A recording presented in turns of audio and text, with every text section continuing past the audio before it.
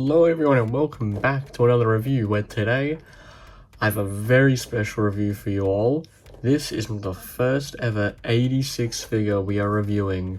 Well, not 86, G1 figure we are reviewing on the channel. And what better one to start off with than with Hotrod. Especially since we've already reviewed his 86 figure, it gives us the perfect opportunity to compare the two. And I love so much the box art on these. Like, look at how much detail goes into these box arts. And yes, the consistencies on the box art are equally as bad, if not worse, than the inconsistencies in the show. Like, we go here, we got Hotrod. Like, I don't know how the hell that happened, but you know what? It doesn't matter. Like, look, up here we got blur, down here we got blur. But again, does not matter. The artwork is amazing. This figure usually is not here on most boxes. When I review other figures, you better see it without that. That is just there because that came with this box. But I absolutely adore the G1 art and G1 boxes overall. And the transformation instructions are just right there for you, which I always loved as a kid, seeing just the transformation things on there. Which, yes, my dad helped me collect these. I'm not, you know, a young-sounding man from the 80s. Even though I wish that I could have grown up seeing these in stores. And I'm not talking about the new ones. The new ones are very, very not good. I have the new Hotrod figure. I might review him. I'm very sour tasteful towards that one, though, so we will see.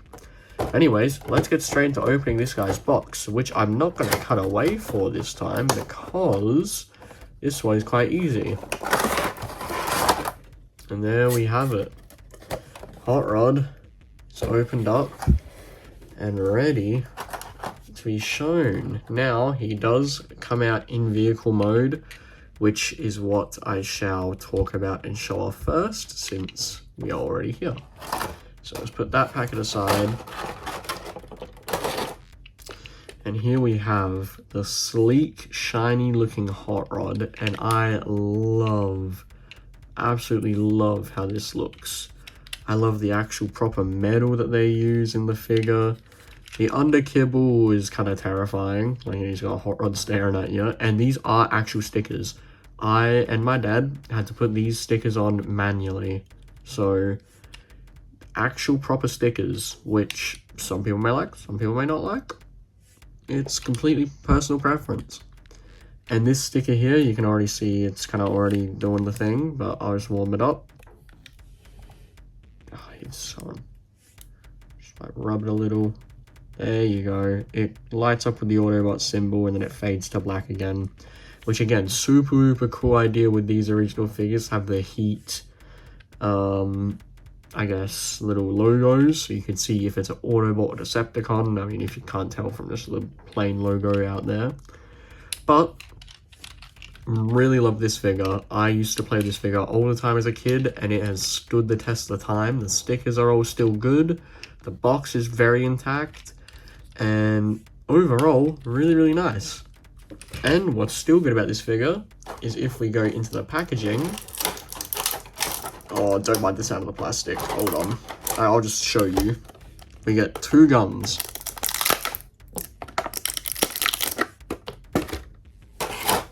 So, we get two blasters.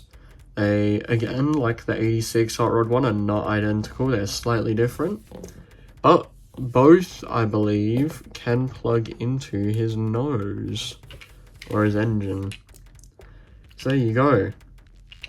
Hotrod is ready to drive by and blast some Decepticons with either his, you know, big boy cannon there or his slightly smaller cannon.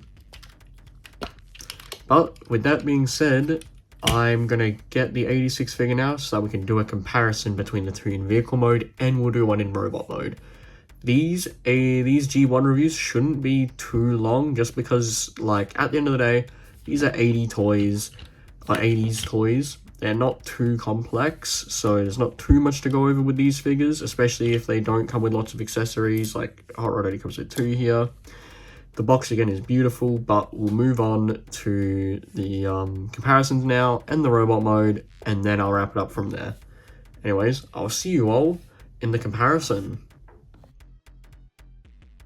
And here we have 86 movie accurate Hot Rod next to the G1 figure. And as you can see here, they are similar in many ways, but also very, very different. As you can see with this one, the stickers and the metal are all shinier than on this figure. And this figure doesn't even have any stickers, which I will say I do kind of prefer not having to put stickers on. And the headlights, obviously this is much more detailed than this one. The wing in the back, there's actually a noticeable difference. This is quite a large middle, this is just a sleek line with some extra detail on there. If I get the light shined on it right, there you are. See all that? This one does not get all that. And even at the back here, you can see this one actually packs up quite nice. So this one is overall bulkier than this Hot Rod, which Hot Rod is supposed to be a sleek car, but it does bring us to the conversation, which I think is worth saying now because it sort of contributes to all other G1 figures. This is where it all started. This is the skeleton and everything for Hot Rod. And this one, like if we're going based off the show, this one wins every time. This one is the show Hot Rod, or the movie Hot Rod. You know what I mean. But this one is Hot Rod the first ever Hot Rod. And I think it does deserve its respect for that. And one of the coolest parts about some of these G1 figures, which I think is a sort of trend with a lot of them, if I can get the camera on it right, you can see there are seats in there, and there's actually a dashboard. Hold on. There's a dashboard in there. It's really, really hard to see on the camera. Yeah, there's a dashboard in there, and there's even a gear change, like shifter. So there are 2 seats in there, really, really cool. And a lot of the G1 figures have that, while these figures just have either hollow bits or just bits for their heads to go into. So that is worth mentioning, especially because the G1 figures I've always felt focus more on the vehicle modes. With all the G1 figures, they much prioritize the look of the vehicle modes over the robot modes, which some people may say is good or bad, either or. I think both figures excel in what they're supposed to do. But now, let's get both of these guys into robot mode. Okay, and here we have both figures in robot mode, and this, you can tell, is a very, very big difference. And I will quickly point out, this Hot Rod figure uses a fake chest for the vehicle mode. This one, this is the exact same chest as you saw when he was in vehicle mode, which is kind of nice. And something that I think both figures do, well, I mean, I guess this figure kind of does with like those little silver cavities there. And that might be the only detail I can think of, but these legs were originally shoved in like that, but you open them up, revealing another sticker. So that's pretty cool. Overall, transformation, very, very simple. Obviously this one takes a little bit of time, but that's how they get such a well-looking figure. And for accessories and stuff for this guy, you know, again, you can give him his guns. Oh, if he wants to hold them. There you go. There's one gun. There's 2 guns. And you have yourself one armed Hot Rod. And again, some people might say the figure does look pretty bad, but I think the figure does exactly what it needs to. And again, for the 80s, was a good figure. I mean, have a look at him. And I think just the charm and the just 80s pure shiny metal, like just classic toy sort of vibe that this gives off is still so nice to have around. And for price wise, I can't name prices because I genuinely don't remember. And for recommendation if you should pick him up wise, that I will also not touch on when it comes to these figures, because I think that is completely personal preference and if you can afford it, because some of these figures range to ridiculous prices. And for size comparisons, the 80s figures, or the G1 figures, did not care about size whatsoever. Combiners are like same size as like Optimus. Ultra Magnus is way too big. Ultra Magnus is like the size of Metroplex. It's all over the place with the G1 figures. So let me know if you guys do want to see size comparisons. Right now I won't do them besides their 86 figure or whatever figure I'm reviewing alongside them. But I'm not going to do G1 to G1 comparisons yet, unless you guys want to see that. But please do let me know. Anyways, final thoughts. We'll get 86 Hot Rod out of here. I think that the figure is a great figure, and I absolutely adored playing this guy as a kid.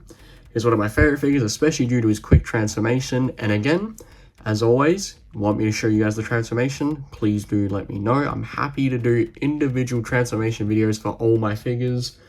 Just say the word and I'll be on it. But at the end of the day, this figure does a great job at what it's supposed to do. And also would like to mention it does have rubber tires, which, I mean, rubber tires is pretty cool. But I think that'll be the end of this video here. Let me know what you guys thought of this G1 review. It's a lot shorter, a lot more simple than my other reviews. But don't worry, I've got a lot more cool figures in the works. And we got some bigger G1 figures on the way. Well, not on the way. Coming to you guys soon. They are here currently, but they will be releasing at a later date on the channel. But for now, this has been your host, Slide. And I hope you all enjoyed. And I'll catch you in the next one.